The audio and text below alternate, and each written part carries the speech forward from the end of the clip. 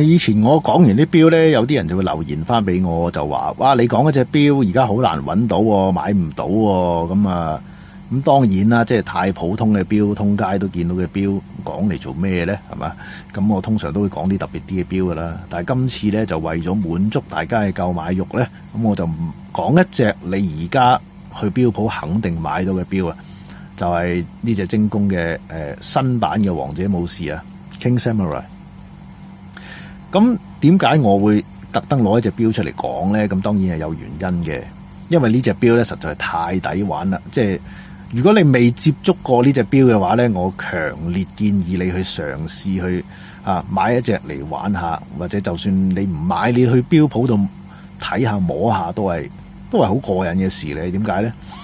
嗱，即係講真，你3-4千蚊嘅價錢，你可以買到啲咩咧？你可以買到一個藍寶石鏡面，再加埋一個放大鏡 ，OK， 然之後再加一個陶瓷錶圈。嗱，通常呢啲咁嘅制式咧，你要瑞士錶嘅話，你要起碼挨近1萬蚊港幣，你先至會買到嘅，甚至乎過萬蚊啦吓。即係如果挨近1萬，我諗浪琴嗰啲 Hydro Conquest 都會有嘅，或者 Tag Heuer 嗰啲啦。我 Tag Heuer有冇陶瓷圈我都唔係好清楚，其實都吓。但係 anyway，抵玩嘅真係，即係因為如果你想用幾千蚊享受陶瓷圈，享受藍寶石嘅面仲有咁靚嘅設計，咁靚嘅面，你睇下個面，即係通常你講開靚面，大家都會諗起兩個牌子嘅，一個係 AP， 一個係寶璣。但係當你隻錶賣到幾十萬嘅時候，你個面做得靚係應該噶嘛，係咪？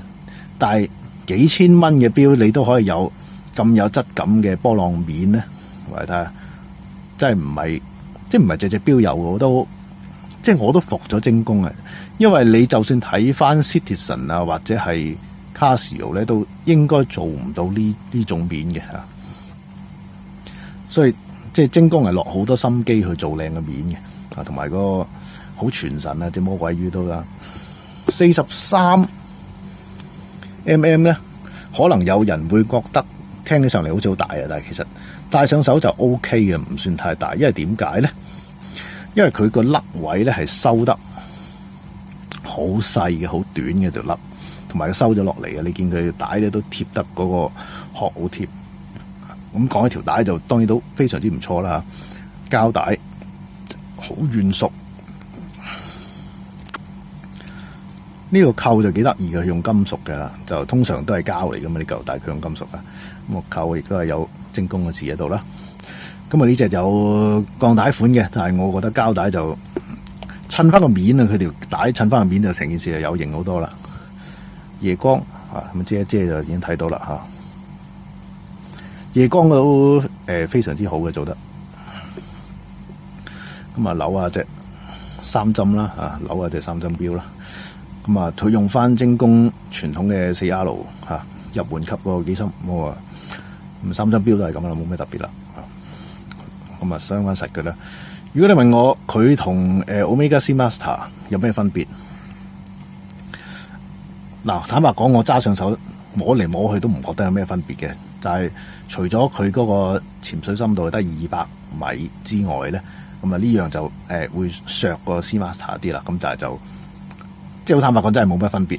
但係個價錢爭10倍嚇。